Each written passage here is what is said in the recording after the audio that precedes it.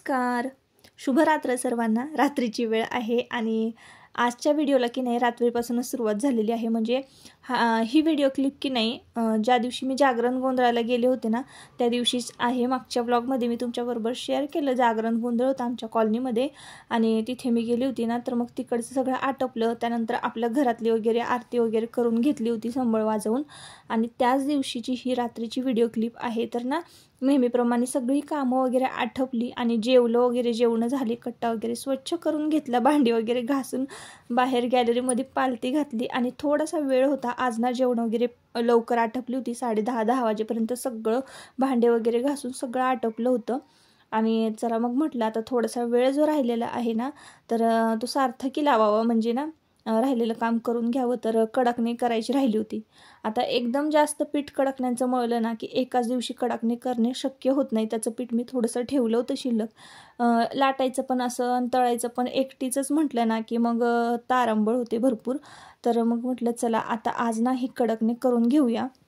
रात्रीची वेळ आहे आणि उद्या की नाही धपाट्याचा नैवेद्य आहे आणि उद्या ना आसल्याला जायचं आहे आणि तुळजापूरच्या देवीला सुद्धा जायचं आहे।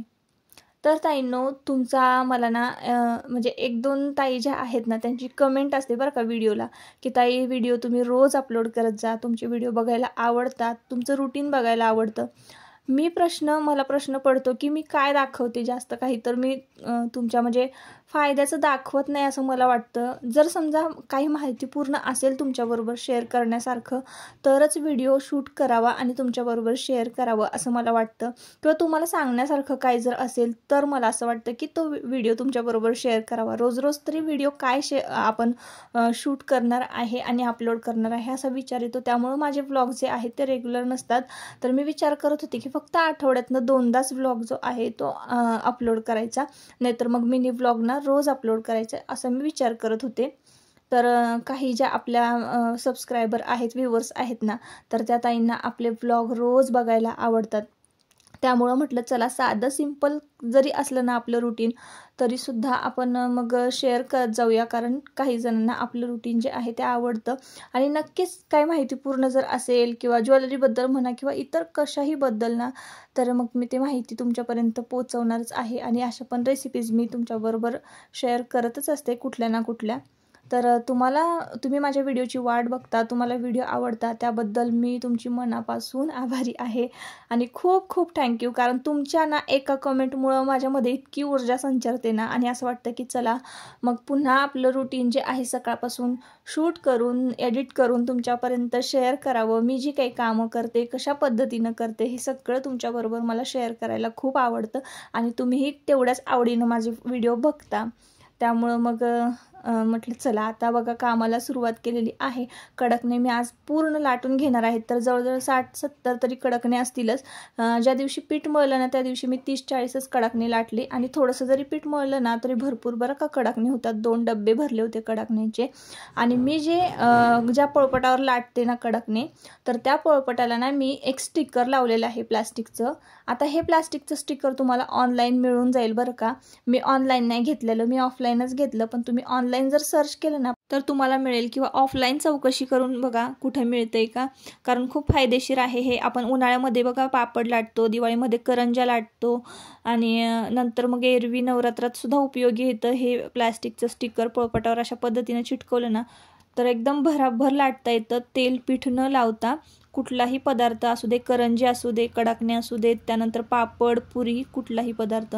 तर ही व्हिडिओ क्लिप ना दुसऱ्या दिवशीची आहे। शुभ सकाळ सर्वांना। आणि आज ना धपाट्याचा नैवेद्य आहे, तर म्हटलं चला धपाट्याची मी भाजणी करत होती ना, तर ती तुमच्याबरोबर शेअर करूया। तर बघा 1 कप जो आहे ना मूग घेतलेला आहे, लाल कप जो दिसतोय ना तुम्हाला तो, 1 कप मूग, 1 कप तांदूळ, 1 कप हरभरा डाळ आणि 2 कप आहे ना, हे बघा लाल कलरचा कप दिसतोय ना, 2 कप ज्वारी घेतलेली आहे आणि 2 कप बाजरी घेतलेली आहे।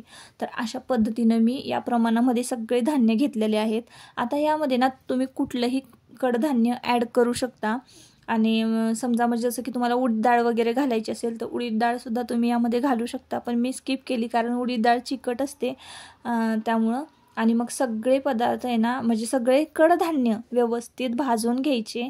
आणि प्रत्येक धान्य भाजायला ना वेगवेगळा वेळ लागतो बरं का. ज्वारी भाजायला वेगळा वेळ लागतो, बाजरी भाजायला वेगळा वेळ लागतो, तांदूळ डाळ हे भाजायला वेगवेगळा वेळ लागतो.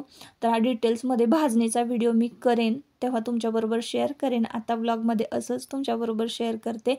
पण प्रत्येक धान्याला ना मला फक्त 5-5 मिनटं लागलेली आहे. डाळ वगैरे भाजायला 3 ते 4 मिनटं लागलेले आहेत, तांदूळ भाजायला पण 3-4 मिनटं लागलेली आहेत, ज्वारी भाजायला मला फक्त 5 ते 7 मिनटं लागलेली आहेत आणि बाजरी भाजायला 5 ते 7 मिनटं लागलेली आहेत. अशा पद्धतीनं बारीक गॅसवर खरपूस हे सगळं धान्य भाजून घ्यायचं.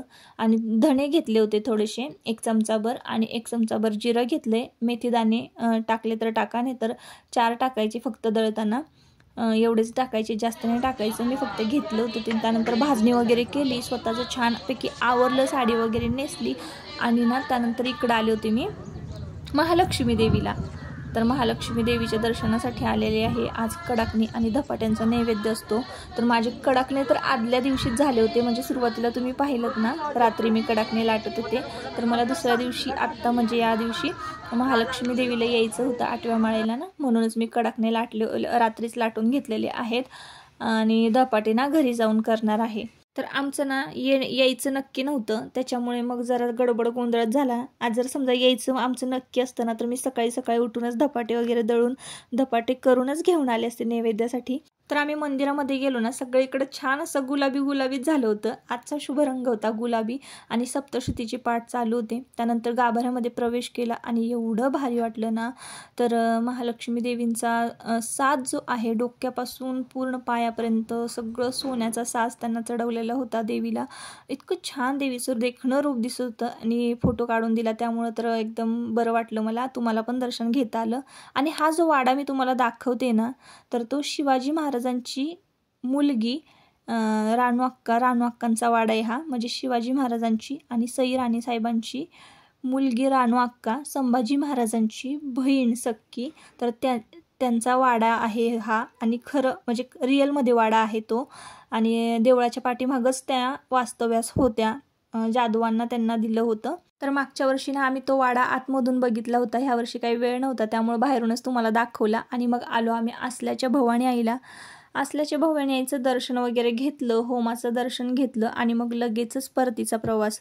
इतकं झटपट सगळ्या गोष्टी केल्या ना ताईंनो, खूप पटपट मी तुम्हाला दाखवते. कारण आमचं जायचंही फिक्स नव्हतं आणि पाऊस येण्याआधी आम्हाला घरी पोहोचायचं होतं. तर घरचं ना मी सगळं सकाळी पटपट आवरून गेले होते. तुमच्याबरोबर शेअर केलं नव्हतं. किचन कट्टा वगैरे एकदम स्वच्छ चकाचक करून गेले होते. आणि इकडे ऊन मस्त पडलं होतं, भांडे वगैरे एवढे सगळे घासून गेले होते आणि गॅलरीमध्ये मांडून दिले होते, जेणेकरून ते वाळतील. आणि किचन कट्टा एकदम स्वच्छ होता. पण सकाळपासून ना उपवास होता माझा. तर आजचा उपवास ना उद्या दुसऱ्या दिवशी घट हलवल्यानंतरच सुटणार आहे. तर काहीच खाल्लं नव्हतं मी, म्हणून घरी आल्यानंतर ना मग हे उन्हाळी काम जे केलं होतं ना मी, साबुदाण्याची सालपापडी आणि वेफर्स वगैरे केले होते, तर ते तळून घेतलं. इतकं भारी वाटलं ना उपवासात तापासाला आपण केलेले पदार्थ मस्तपैकी तळून खातो ना, तर खूप छान झाले होते उन्हाळी पदार्थसुद्धा. त्यानंतर मग मी इकडं वाटण करून घेतलं धपाट्याचं.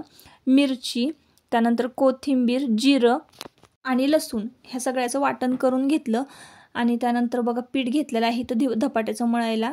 तर सगळे धान्याचं पीठ मी जातानाच गिरणीला लावून म्हणजे दळून घेतलं होतं. आणि त्यानंतर ते येईपर्यंत थंड झालं. त्यानंतर कांदा वगैरे कापून घेतला. कांदा बघा मी पिठामध्ये घालत आहे. आणि वाटण जे आहे, लसूण, मिरची, कोथिंबीर आणि जिरं याचं वाटण करून घेतलं. आणि मस्तपैकी बघा मीठ घातलेलं आहे पिठामध्ये आणि गुळाचं पाणी करून घेतलं. आता ह्या गुळाच्या पाण्यामध्ये ना आपल्याला धपाटे मस्त मळून घ्यायचं आहे, धपाट्याचं पीठ. आणि मग त्यानंतर आपल्याला हे सगळे धपाटे जे आहेत ना ते एक करून थापून घ्यायचे आहेत.